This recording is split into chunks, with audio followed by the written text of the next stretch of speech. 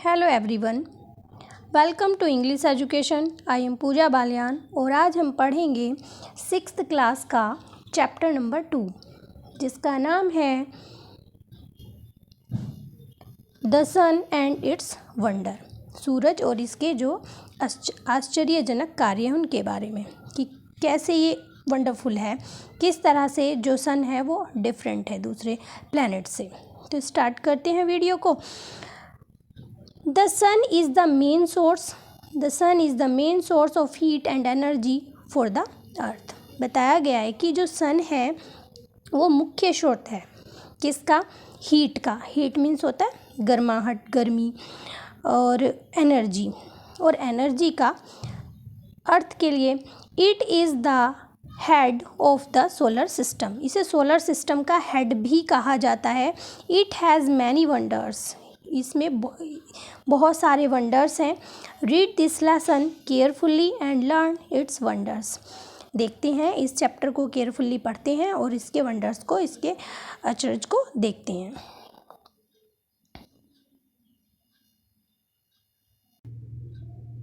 Hello everyone, welcome to English education.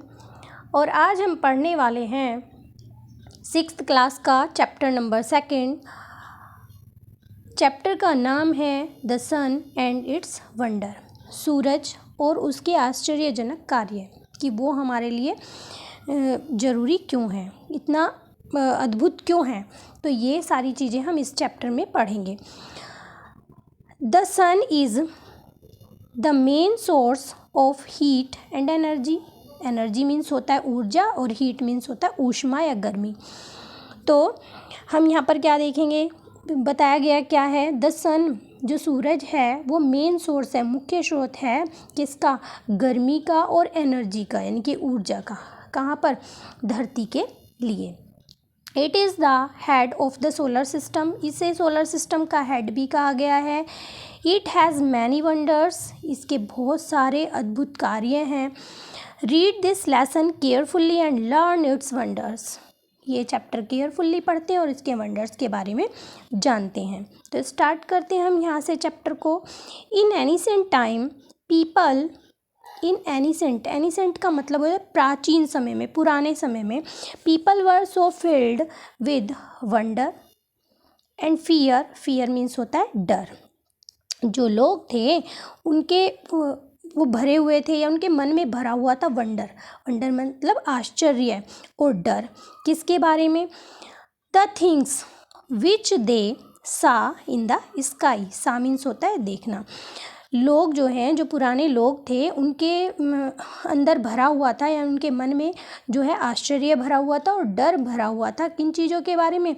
वो जो चीज़ें आकाश में देखते थे उनके बारे में। They gave them the name of gods and goddess.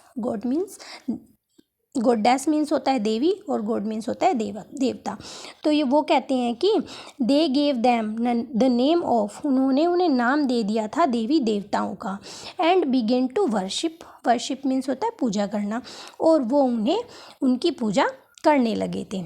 They made many interesting and fearful stories about them which we know were not true.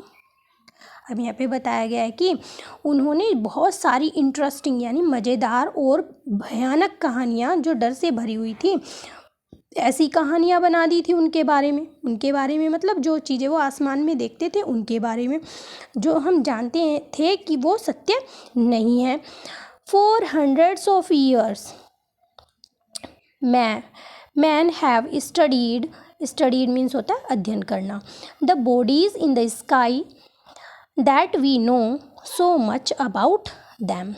अब बताते हैं कि 400 of years मतलब सैकड़ों साल पहले क्या हुआ, जो लोग थे उन्होंने आकाश के बारे में, आकाश में जो बॉडीज़ हैं, बहुत सारी प्लैनेट हैं और सारी चीज़ें, उनके बारे में स्टडी करना, पढ़ना शुरू कर दिया। वी नो सो मच मतलब अब हम उनके बारे में बहुत सारी चीज़ें जानते हैं। तो देखते हैं आगे के पैराग्राफ में। The most important body to us is the sun. तो यहाँ पे बताया गया है कि जो मोस्ट मीन्स सबसे अधिक, जो सबसे अधिक इम्पोर्टेंट बॉडी थी आसमान में है, मतलब वो सन है। Without warmth and light of the sun we can not stay alive for a moment. तो कहा गया है कि बिना वार्मथ के, यानी कि ऊष्मा के बिना, गर्मी के बिना, लाइट के बिना हम जो हैं कुछ क्षण के लिए भी जीवित नहीं रह सकते हैं। Although the sun is many times larger means बड़ा, than our own earth। यहाँ पे कहा गया है कि हालांकि जो सन है वो हमारी अर्थ से कई गुना बड़ा है। It looks small to us because it is so many million of kilometers away from us। अब यहाँ पे बताया गया है कि वो हमें छोटा क्यों दिखाई देता है, क्योंकि वो मिलियन ऑफ किलोमीटर हमसे दूर है, इसलिए वो जो है हमें छोटा दिखाई देता है। देखते हैं आगे।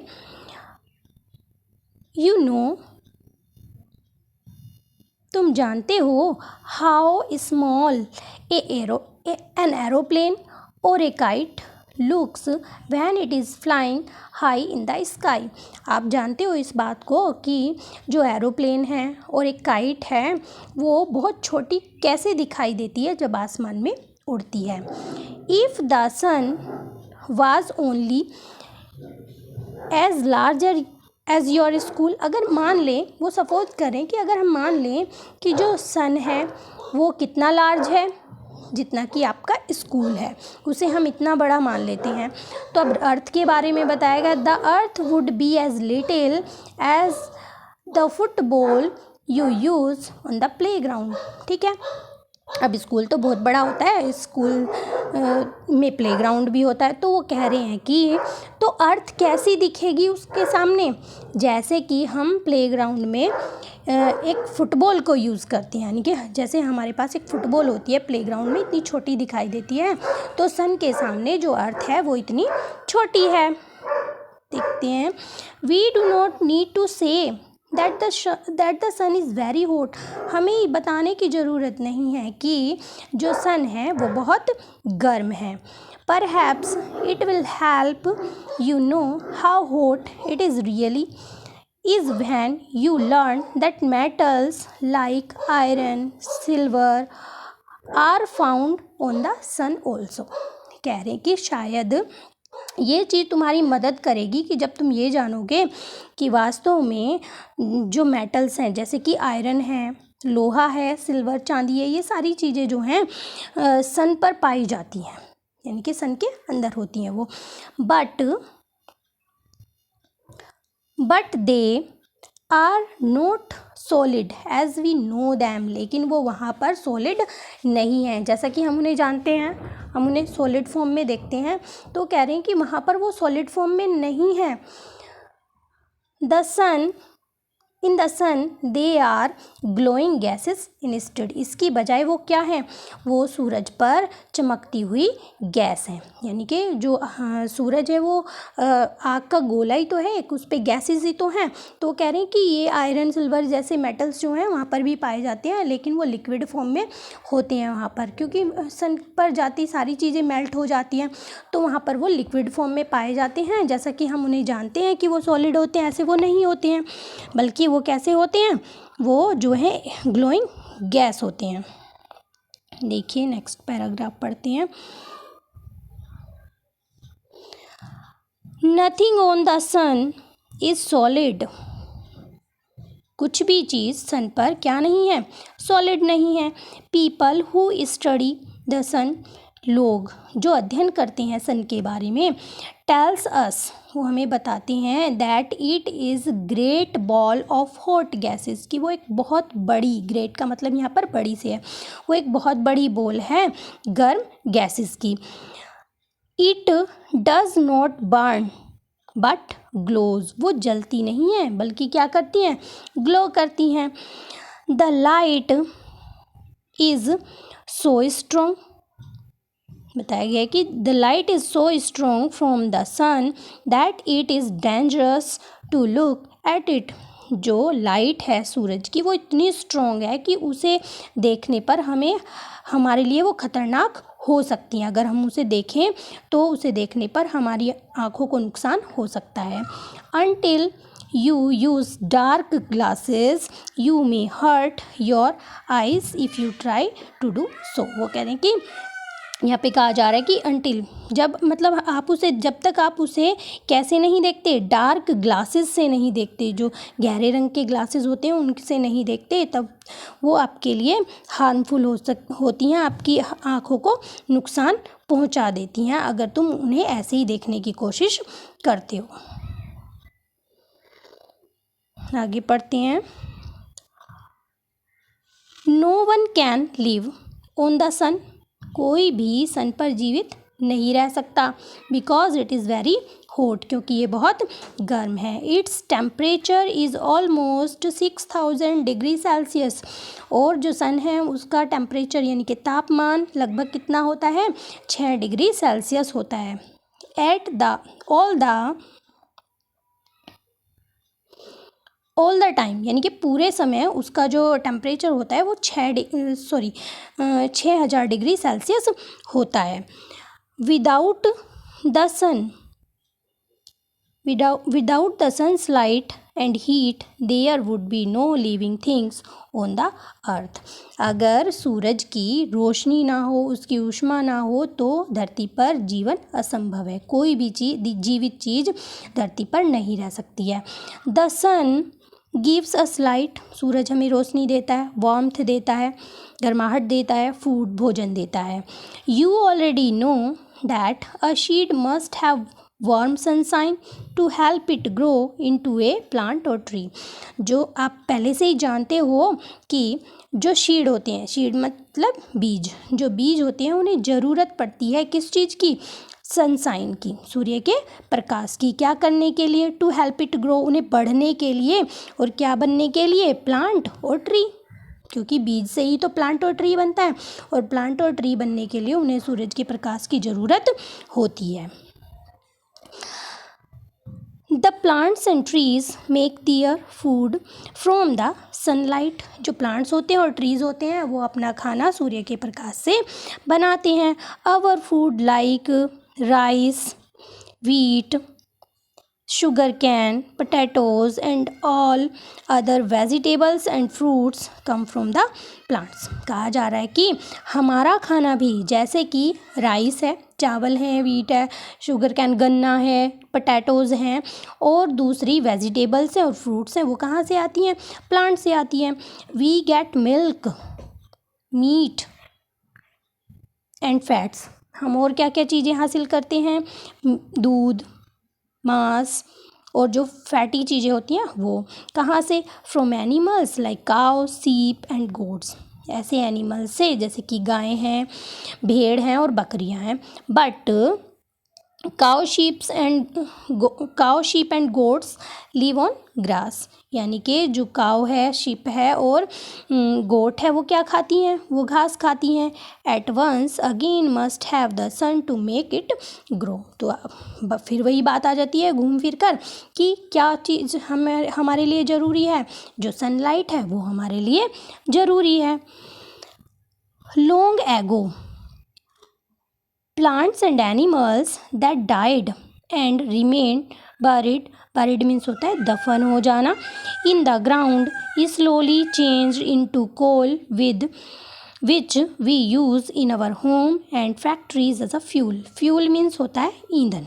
ठीक, तो कहा गया है कि लॉन्ग एगो मतलब बहुत समय पहले प्लांट्स एंड एनिमल्स जो थे, जो मर गए थे, क्योंकि जो प्लांट्स होते हैं वो भी लिविंग होते हैं, तो जब वो मर गए थे और एनिमल्स, तो क्या हुआ, वो दफन हो गए।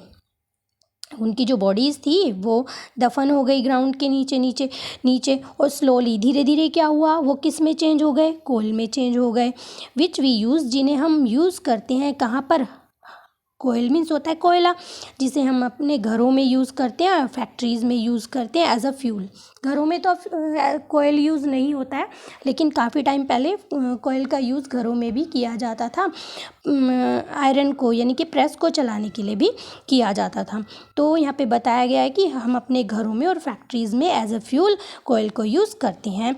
It's help to generate electricity, और किस चीज़ में भी काम आते हैं, वो इलेक्ट्रिसिटी को जनरेट बनाने में भी काम लिए जाते हैं। दैट गिव अस लाइट, जो हमें, जिससे हमें क्या मिलती है, रोशनी मिलती है। कोयल is sometimes called bird sunlight, कोयल को और क्या कहा जाता है, बर्ड सनलाइट भी कहा जाता था। Next, You have learnt how the hot sun causes water to change into vapor. आप पढ़ चुके हो कि किस तरह से जो सन है वो एक कारण है कि जिससे क्या होता है, जो वाटर है वो किस में चेंज हो जाता है, वेपर में चेंज हो जाता है। वेपर मीन्स क्या होता है, भाप, कि किस तरह से सन की वजह से जो पानी है वो किस में चेंज हो जाता है, भाप में चेंज हो जाता है। विच इज़ कैरिड अप, जो ऊपर ले जाया जाता है, कहाँ पर, इनटू द एयर, हवा में। वैन द वेपर कूल्स, और जब ये भाप ठंडी होती है, it changes into drop of water, तो किस में बदल जाती है, ड्रॉप मीन्स बूंद, पानी की बूंदों में बदल जाती है। एंड फॉल्स एज रेन, और कैसे गिरती है, बारिश के रूप में गिरती है। The rain that falls on the land, वो बारिश जो धरती पर गिरती है, गिव्स वाटर, पानी देती है, किसके लिए, for plants and crops, crops means होता है फसल, तो वो पौधों के लिए और फसल के लिए पानी देती है। It keeps animal alive and fills rivers and lakes on the ground. अब इससे क्या होता है, जो एनिमल्स होते हैं वो जीवित रहते हैं, और जो नदियाँ होती हैं और झीलें होती हैं वो भर जाती हैं, जो धरती पर रहती हैं। नेक्स्ट पैराग्राफ देखते हैं। The sun as it crosses the sky each day gives us a way to telling the time, यानी कि जो यहाँ पे बताया गया है कि हमें क्या लगता है, हमें लगता है कि जैसे सन जो है इधर से इधर घूम रहा है, लेकिन ऐसा नहीं होता है। पहले के जो लोग थे वो क्या करते थे, समय जानने के लिए, एक तरह से वो ये बताना चाह रहे हैं कि समय बताने का काम भी कौन करता है, सन करता है। Before the invention of watches and clock, invention means होता है आविष्कार, जब मतलब वॉचेज और क्लॉक, घड़ियों के आविष्कार से पहले क्या होता था, people used the sun to tell the time, लोग जो है सन का ही यूज़ करते थे टाइम बताने के लिए। कैसे, they made shadow clock, way shadow clock बनाते थे और सनडाइल या सन का डायल बनाते थे। दैट टोल्ड देम टाइम, जो उन्हें टाइम बताता था। ऑन सनी डेज में, जब सूरज निकलता था तब वो जो है एक आइडिया लगा लेते थे कि परछाई घूम रही है, तो उससे उन्हें थोड़ा आइडिया हो जाता था कि क्या टाइम हुआ है। लेकिन जब सनी डेज नहीं होता था, but they were useless at night, लेकिन वो रात में ऐसा नहीं कर पाते थे। और उन क्लाउडी डेज, या जिस दिन बादल होते थे उस दिन सन नहीं होता था, तो शैडो नहीं बन पाती थी, तो उन्हें टाइम का उस समय अंदाज़ा नहीं होता था। तो पढ़ते हैं आगे नेक्स्ट पैराग्राफ। आई होप आपको ये वीडियो समझ में आ रही होगी, आपको ये चैप्टर क्लियर हो रहा होगा। अगर आपको कोई भी प्रॉब्लम है आप कमेंट बॉक्स में लिख सकते हैं। अगर आपको समझ आ रही है और पसंद भी आ रहा है तो आप एक लाइक ज़रूर करें। देखिए, the sun's work is not done even after it's seen to set or reset as we say, जैसा कि हम कहते हैं कि सन का काम केवल यहीं तक नहीं है कि वो बस हमें उगता हुआ दिखाई दे रहा है, सेट होता हुआ दिखाई दे रहा है, नहीं। It helps to light up the moon, क्या काम करता है वो, लाइट अप करने का, यानी कि चंद्रमा को रोशनी देने का भी काम करता है। And makes it glow brightly in the dark sky at night, और वो क्या करता है, उसे ग्लो करता है, चमकीला बनाने का काम करता है जब अंधेरी रात होती है आसमान में तब। The moon has not its own light, चंद्रमा का अपना कोई प्रकाश नहीं होता है।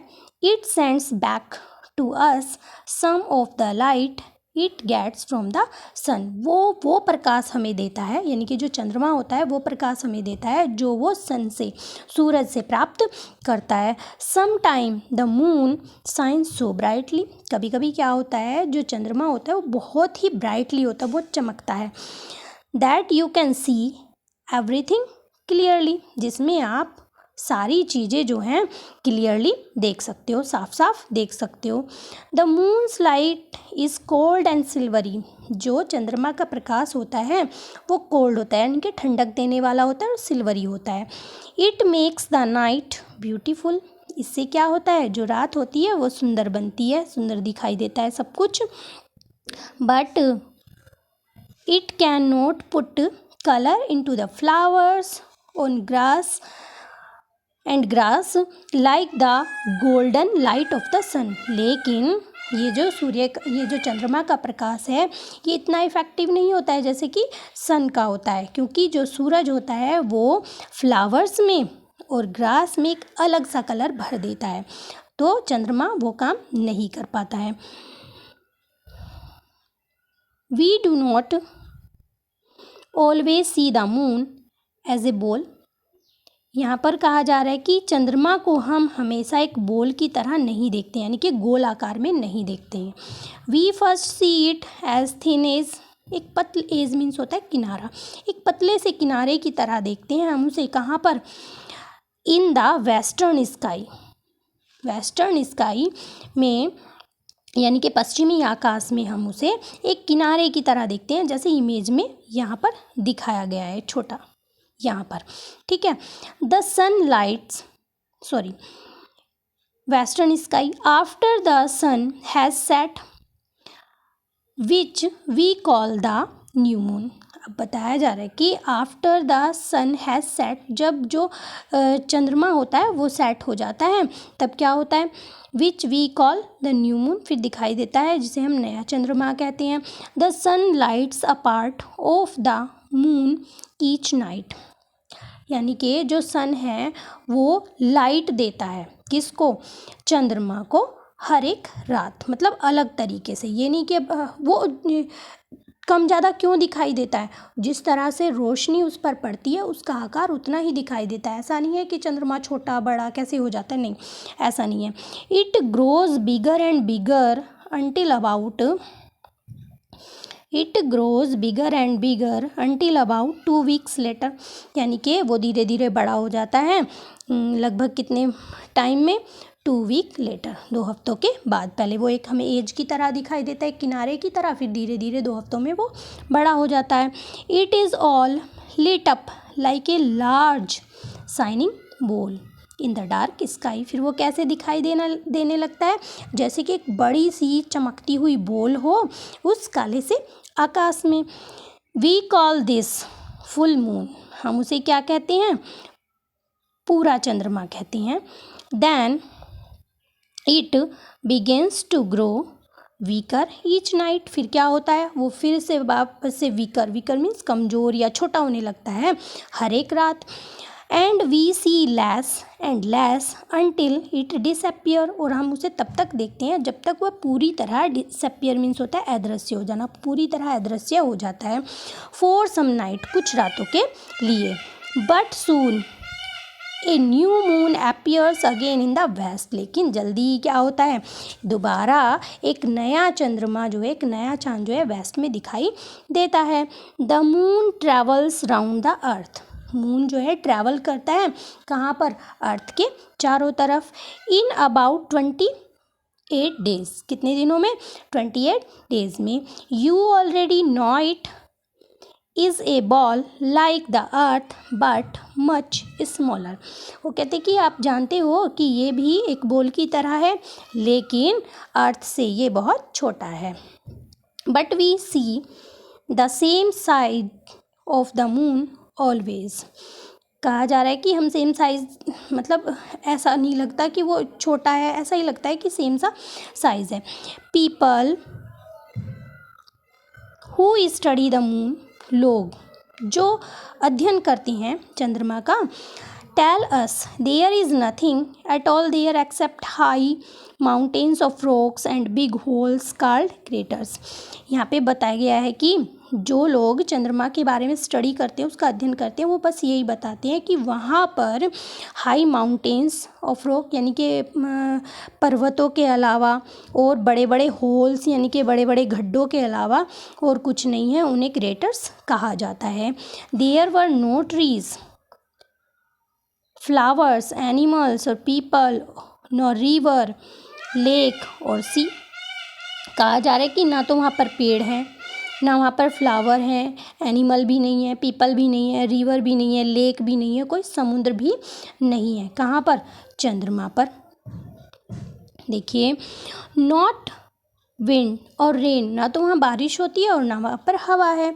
Not even air to breathe in, ना वहाँ पे ऐसी हवा है कि वहाँ पर सांस ले सके। Nothing on the moon is alive as can live there, मतलब चंद्रमा पर ऐसी कंडीशन नहीं है कि जिस तरह से हम यहाँ पर जीवित रहते हैं हम वहाँ पर रह सकें।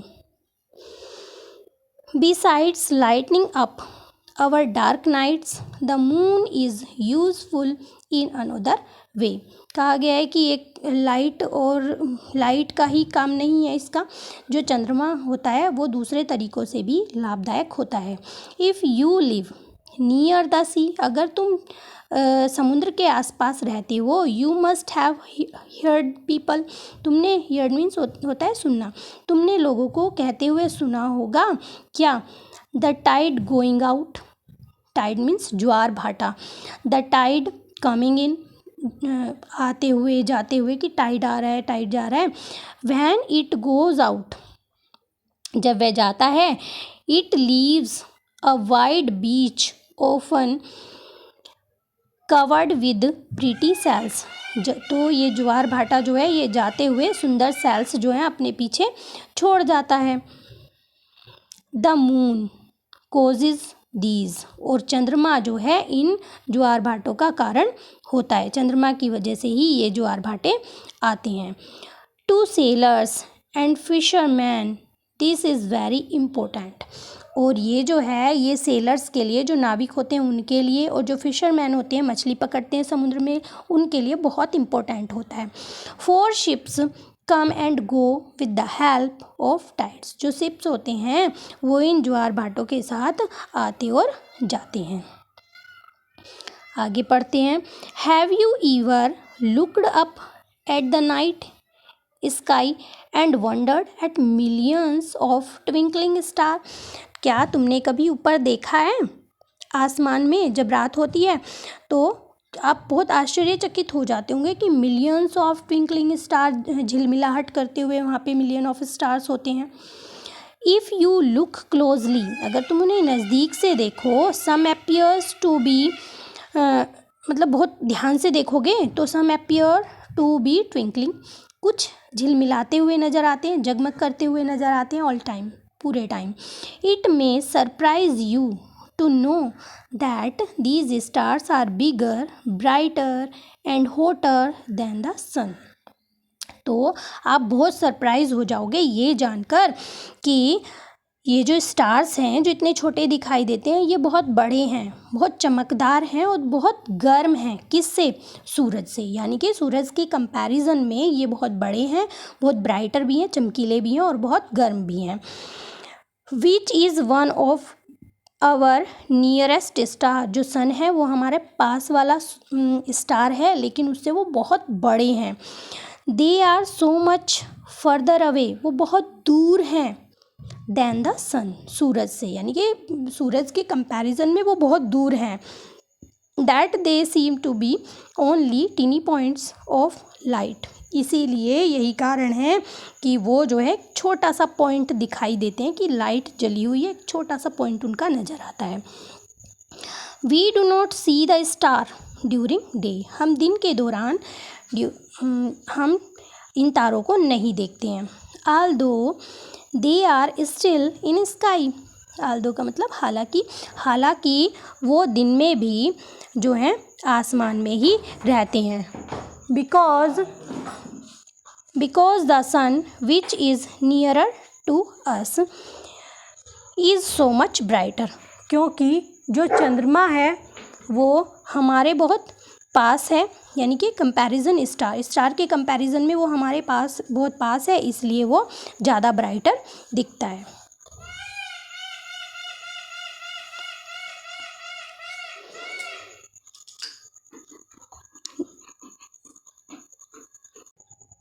The word planet means wanderer. जो शब्द प्लैनेट है उसका मतलब है वंडरर, यानी कि बहुत आश्चर्यजनक चीज़ें। Our earth is also a planet. हमारी जो धरती है वो भी एक प्लैनेट है। The planets wander around the sun. Wander means होता है घूमना। तो कहा जा रहा है कि जो प्लैनेट्स हैं वो सन के चारों तरफ घूमते हैं। They have no light of their own. उनकी खुद का कोई प्रकाश नहीं होता है। They borrow their light from the sun just as moon does. वो भी सूरज से ही रोशनी को उधार लेते हैं। बोरो मीन्स उधार लेना।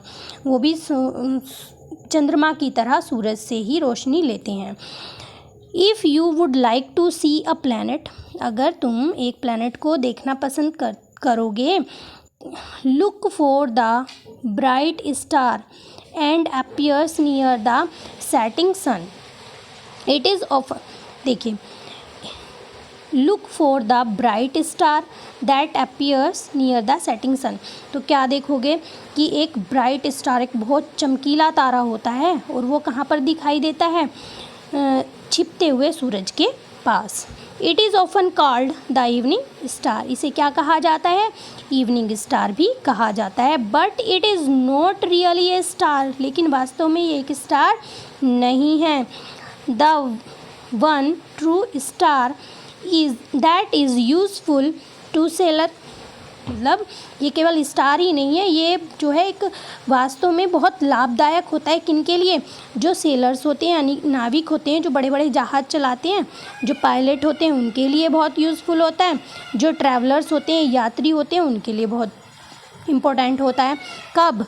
At night. मैंने आपको बताया है कि नाइट में, अब दिन में क्या होता है, सन से वो आइडिया लगा लेते हैं कि हम कौन सी दिशा में जा रहे हैं, ठीक है। लेकिन नाइट में क्या होता है, वो जो ब्राइट स्टार होता है उससे वो आइडिया लगाते हैं।